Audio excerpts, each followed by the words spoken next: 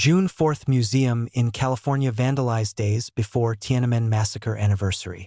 Intruders broke into the June 4th Massacre Memorial Museum in El Monte, a city in Los Angeles County, California, and vandalized exhibits early on May 31st, just days before the anniversary of the 1989 Tiananmen Square massacre. El Monte police retrieved surveillance footage and spent that morning inside the museum collecting evidence. A preliminary investigation revealed that unidentified persons had entered the premises around 12:10 a.m.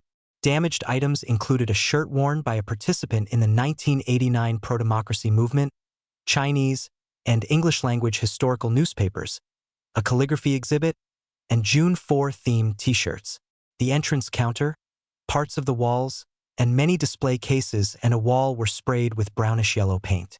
El Monte police have formally opened a case and begun the investigation, but they have not publicly identified a suspect or motive, the museum said in a statement.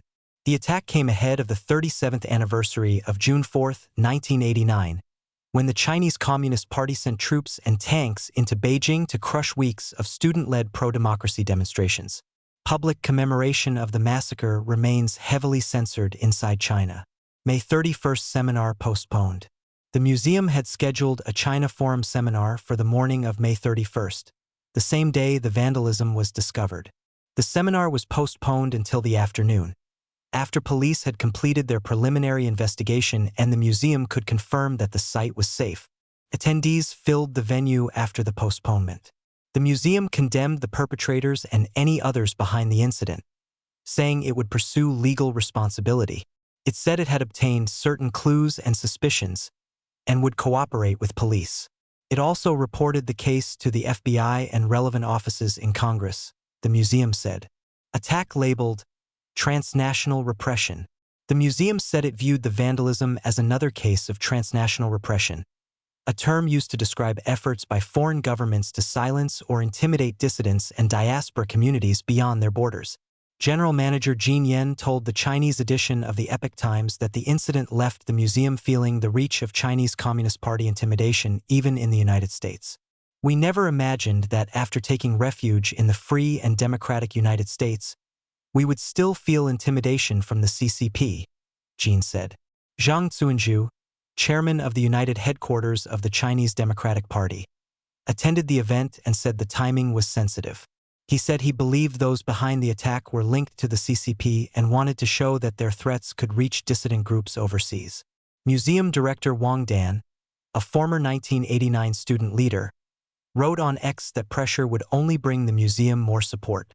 He later told the Chinese edition of the Epoch Times that the museum will never stop because of this kind of destruction and threat, and would seek to build the institution better with public support.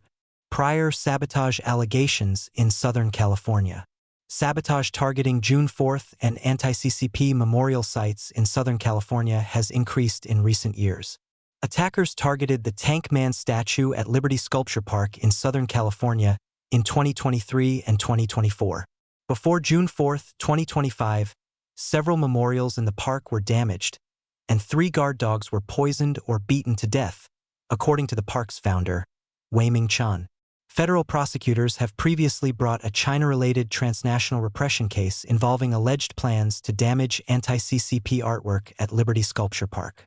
In March 2022, the Justice Department charged 5 defendants in what prosecutors described as schemes to stalk, harass, and spy on U.S. residents on behalf of China's secret police. Prosecutors said one alleged target was a U.S. military veteran and former leader of the 1989 pro-democracy demonstrations in Beijing who was running for Congress. In the same case, prosecutors alleged that 3 defendants planned to destroy artwork by a Los Angeles-based artist whose work criticized the CCP. The Justice Department said the defendants also planted surveillance equipment in the artist's workplace and car. June 4th events to proceed. We will forever remember that early summer in 1989, when innocent dreams were tainted by fresh blood, it says on the museum's homepage. The museum had announced on May 22 that it would unveil a mural created by artists Gloria Wong and Jeffrey Jean on June 4th as part of this year's commemoration. It said the work was the first large mural created specifically for the museum's physical space since its opening and was intended to focus on the 1989 pro-democracy movement. The museum said it would strengthen security, begin repairs, and preserve some of the damaged items for permanent display. All existing event arrangements will proceed as scheduled, including a June 4th commemoration beginning at 3 p.m., the museum said in its June 1st statement.